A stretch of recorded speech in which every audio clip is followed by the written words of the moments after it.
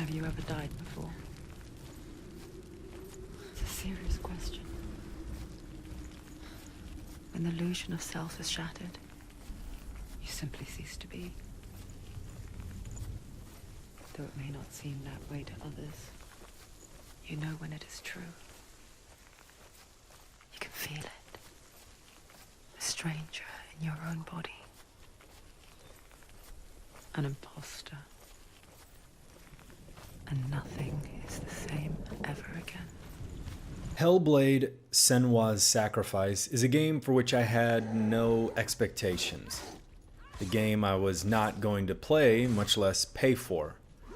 One of those games you hear good things about, but look it up once, see that it's not exactly what you're looking for, and move on. We don't have infinite expendable income, so to whatever extent that applies to you, you have to be at least somewhat discerning and careful in which games you purchase. And it wasn't until the release of Gears of War 5, some 2 years later, that I had the chance to play this game. You see, my buddy told me to get Xbox Game Pass to play Gears 5 with him. There was a promo for $2.50 for a month, and it included a ton of free games in that subscription as well. And I did what I typically do after getting a service like this, browse through the entire list of games and download everything I had heard of and wanted to try but didn't want to pay for. Things like Dead Cells, Metro Exodus, Middle-earth, Vampire, Forza Horizon 4, Prey, Kingdom Come Deliverance, and of course, Hellblade. And with the mindset of no attachment, no sunken cost fallacy, no buyer's remorse, it was truly up to the game itself to win me over. And so it was after uninstalling Metro Exodus, after 4 hours of not really enjoying the controls, the sluggish movement, for feeling uninterested in the open world loot and crafting mechanics, for longing for the claustrophobic environments of the first two, and after uninstalling Shadow of War for being just more of the first game, for not really caring too much about the IP and the characters, for not having beaten the first one because I stopped having fun with it. This was just too much of a similar experience for me. So uninstall that and move on to the next one. And it was with that, all right, what's the next game on the list? Similar to how I came across Soma, that I started Hellblade. And the very first screen you get advises you that the game is best experienced with headphones on. Yep, I thought, and so are most of the phone games I have installed. And then I pressed Start New Game.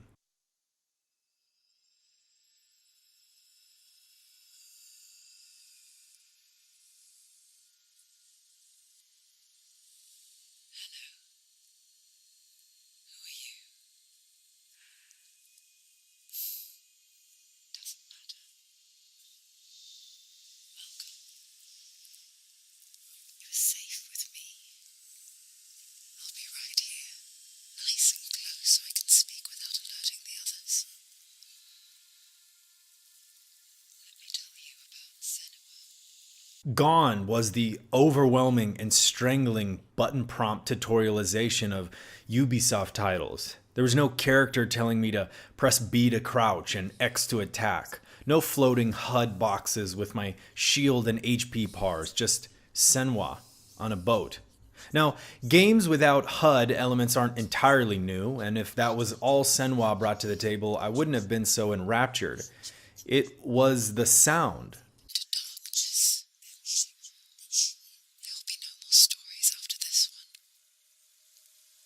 What is she doing? Why is she doing this? 3D binaural audio is recorded with 2 microphones spaced out approximately the width and size of the average human head. One microphone represents the left ear, one the right. And you'll have your actors or other stimulus walk around the microphone. This allows you to create a fully 3D soundstage that just involves standard stereo headphones, essentially a form of surround sound.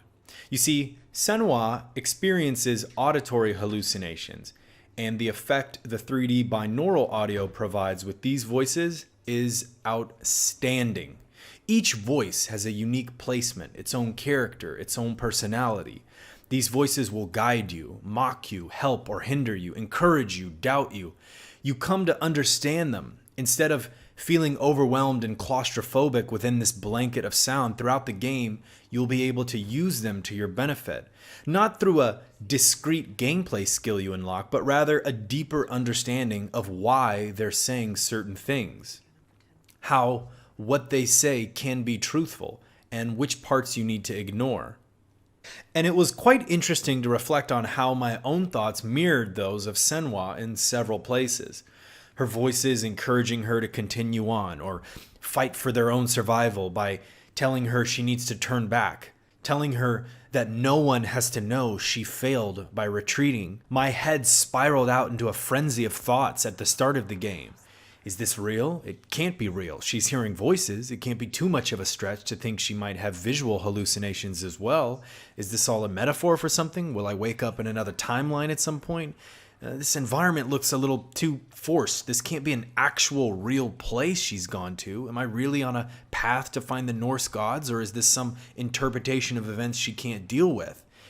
And like controlling and harnessing Senua's own voices, I regained my own sanity over time. Now, moving from the voices to the score and sound design of the world, Senua's score perfectly captures the mood and tone of the world. There's very primal percussive drums layered with faded background vocals chanting, paired with minor discordant string instruments that lend a constant state of unease and dread throughout your journey. I had a physical and emotional reaction when Senua stood up to fight her first boss on my journey. You destroyed everything, everyone, but not me. Fight now!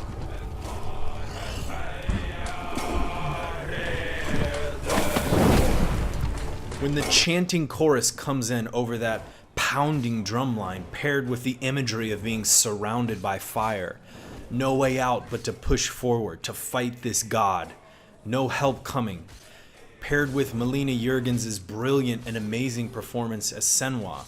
Now, I want to touch on both of those, the imagery and her performance, but let me go ahead and get the graphics part of that out of the way. I was playing this on PC with max settings, and this game delivers. It's going for a very realistic art style, and the team most certainly has the ability to pull it off. The actual poly count of the models, the smoothness of the animations, the amazing facial capture to relay all of those subtle emotions cleanly through the model, the inspired decisions, no doubt mandated by the smaller budget, but to record the other characters through FMV with one camera and applying filters and effects to add an otherworldly, translucent, ethereal feel only adds to the unsettling feeling that things aren't what they seem, that this can't be real and taken at face value. And while I'm not in a rush to complete games, typically if I have the ability to run, I'll run. But in this game, I basically never did. The environments just ooze so much storytelling and mystery, you can't help but walk around just to exist in them and breathe them in as long as possible. The framing of the environments and locales is also superb. Moving on to the performances, quite simply, Melina Jurgens is perfect. I believe she started off just doing the demo and stand-in whilst they looked for the actual actress, but her screen test and her ability to relay those intense emotions were just simply way too good, and the studio knew she was the one. And I couldn't have been happier with this. From my years of GameFly, where I played literally every single game on the Xbox 360, except for the racing, sports, and kids titles, I got pretty familiar with voices. And that's something I struggle with today. You hear so much Troy Baker, so much Nolan North, Jennifer Hale, Yuri Lowenthal, Laura Bailey. As soon as I hear one of those voices, my brain just picks it out. And I'm no longer Booker DeWitt or Joel, I'm just Troy Baker. Now, they provide amazing performances. I'm not questioning their ability, but the overexposure of the same voice actor pulls me out of completely letting myself fall into an immersive game or experience. as I have one foot in the game and one foot on them as a person. Now, I recognize that this is a very specific and nuanced point that not everyone notices or deals with, but it was so refreshing when someone new, someone unknown, with no prior expectations or experiences of, just starts off and I can run with this person. And it's not just a good performance of Senua. She is Senua. The entirety of this story rests on her shoulders and her ability to portray emotions and feelings. And quite simply, she defines it and nails it. The struggle and fear in her voice, defiance in other times, her face, her eyes all portray this broken soul that you can truly grow to feel for. Now, there are two other NPCs in the game. The first is a storyteller of sorts. I really enjoyed the inflections and characteristics he added to his voice and delivery. And again, he's filmed in FMV, and he truly portrays this raving, vision-seeking madman with only a few threads left on reality. The other is your lover. And this one I didn't really connect with, as it just felt very flat to me, like he was just simply saying the lines. Now, this wouldn't really be a problem. It's not bad, but when a game basically only has 3 characters, it's pretty noticeable when a third of them don't lift as high as the others. Now, these 3 characters exist in the late 8th century, with Senua being a Pict. The Picts were a group of Celts in the northern reaches of Great Britain, remaining independent and being unconquerable by the Roman Empire.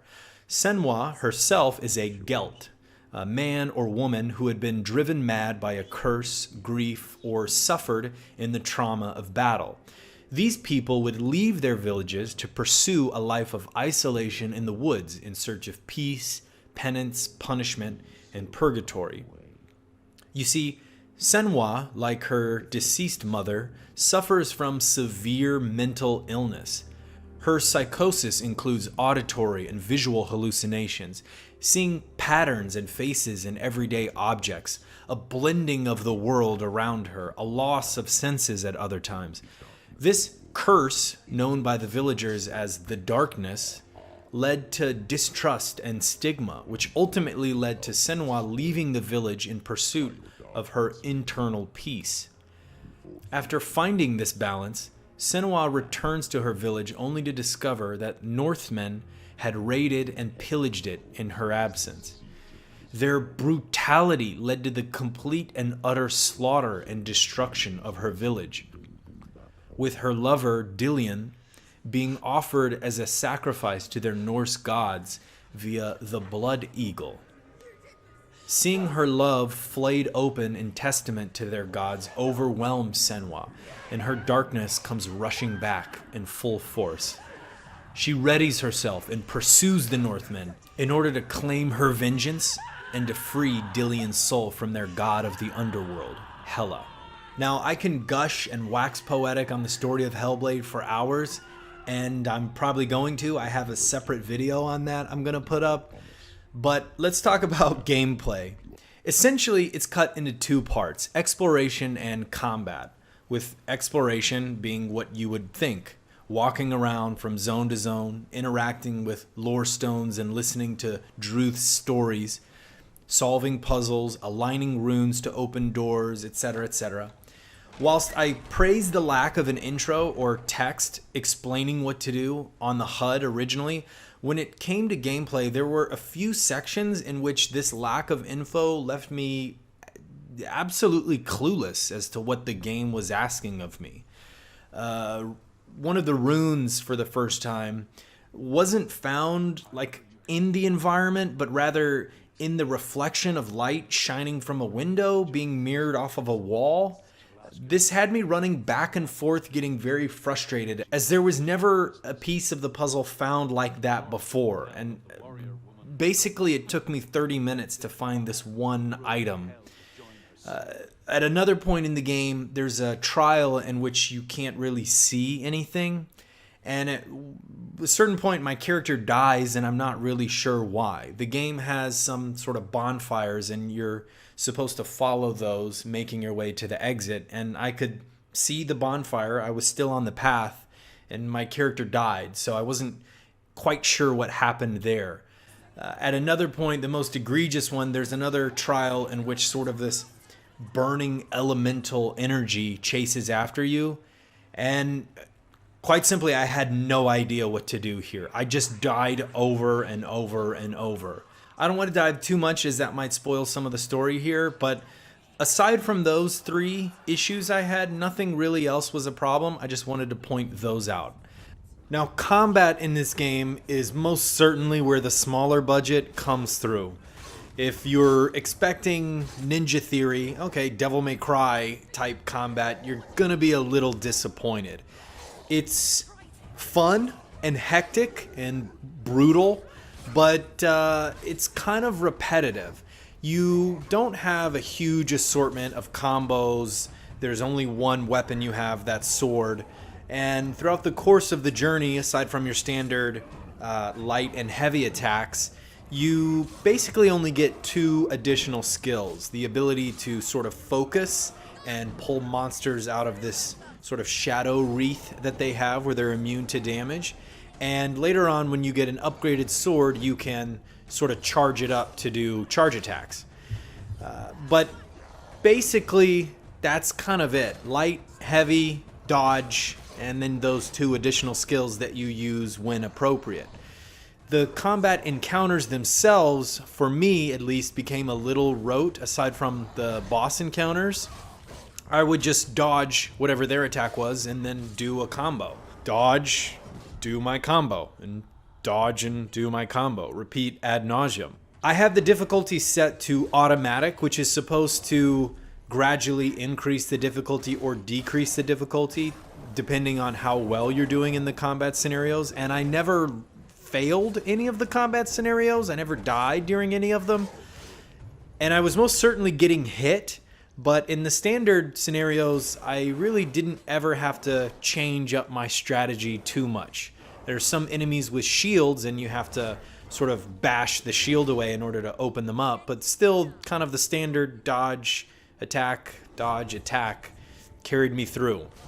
On the boss encounters, those unfortunately also play out similarly to the standard enemy encounters. Dodge their attack, get in a few attacks of your own, use your focus if you need to, charge up some attacks if you get an opening or a stagger, but basically every combat scenario kind of played out the same way. You do also get a disclaimer very early on about how if you die over and over again, you'll lose. Essentially, if you think about the game as having a certain amount of continues, and how that transfers to combat is very inspired. It wasn't like Dark Souls where, okay, I can fight Ornstein and Smaug and I can just die over and over and over and over and over and over, and then I can go back and farm, raise my soul level, maybe summon some people, try it over and over and over. There was this scrappy feeling that I had. I was scared. I didn't want to die. I didn't want Senua to fade away and lose herself. I felt fear when my health would get low, when I would have to mash the A button to stand back up off the ground, like when I get put on my last legs, that sort of thing. It made me feel desperation, and I want to talk about that in a good sense. Now, as you guys know, I don't really have a set schedule on my channel. It's very eclectic.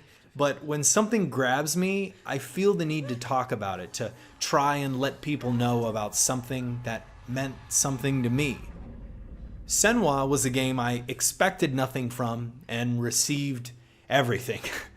A powerful, moving, tragic, gripping tale of personal horror, growth, sacrifice, and ultimately acceptance. This game made me think, made me question what I had just played. So many games are played for just mindless entertainment without real concern, and that's not bad. I'm currently playing the Division 2 now, and I couldn't care less about the story. I don't think about the game once I've had my fill. I play a couple hours and move on with my day. But Hellblade forced me to finish it in one setting. And as soon as the game was over, I dove into the included featurette to learn more. I researched the time period. I looked up the Norse gods. I wanted to know. I wanted to understand as much as I could. This game carries a message. And for each and every person, you have your own darkness, your own inner struggles that you fight and battle day in and day out. Everyone will get something different out of this game. This game will cause you to revisit some unpleasant memories in your own life. But those thoughts, those feelings are worth exploring. And I can't think of a better way than to accompany Senua on her journey and face your darkness together. Thank you for watching.